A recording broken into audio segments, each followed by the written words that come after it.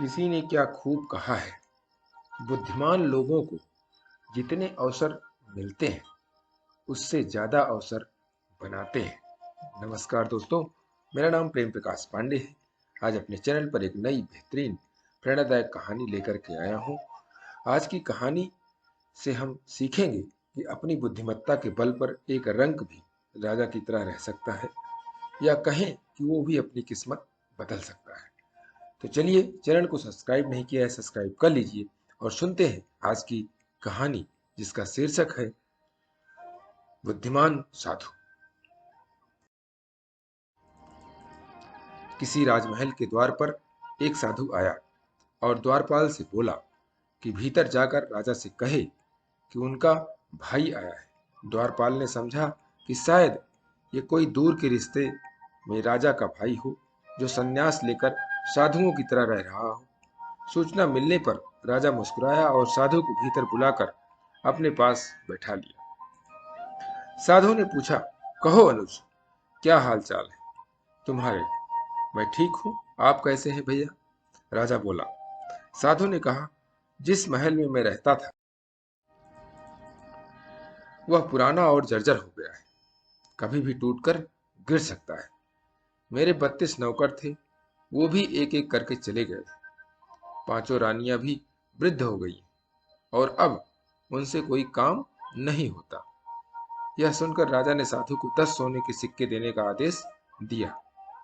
साधु ने 10 सोने के सिक्के कम बताए।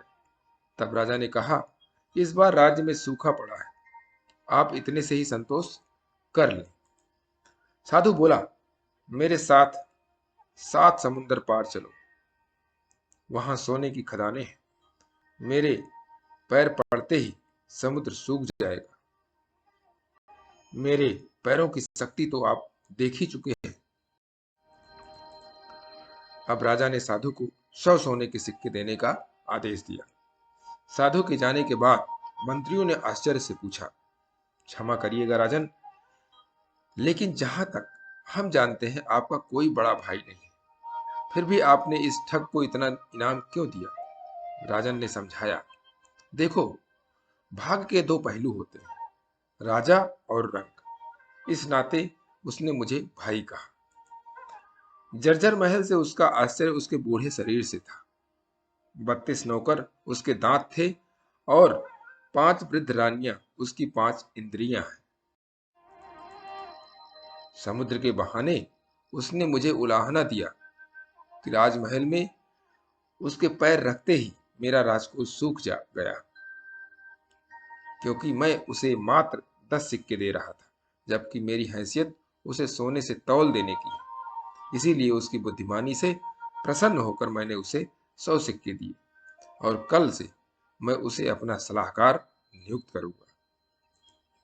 तो दोस्तों, इस कहानी से हमें यह सीख मिलती है कि किसी व्यक्ति के बाहरी रंग रूप से उसकी बुद्धिमत्ता का अंदाजा नहीं लगाया जा सकता। इसीलिए हमें सिर्फ इसलिए कि किसी ने खराब कपड़े पहने हैं या वो देखने में अच्छा नहीं है, उसके बारे में गलत विचार नहीं बनाने चाहिए। तो दोस्तों, छोटी सी कहानी हमें बहुत बड़े संदेश देती है कि बाह्य रूंग रूप से आप किसी के बुद्धिमत्ता का अंदाजा नहीं लगा सकते। इसलिए किसी भी व्यक्ति को अंदाजने से पहले, समझने से पहले उसको अच्छी तरीके से टटोलना चाहिए और प्रतिदिन सुबह 5:30 बजे एक नई कहानी, एक नई उमंग से करें दिन की शुरुआत।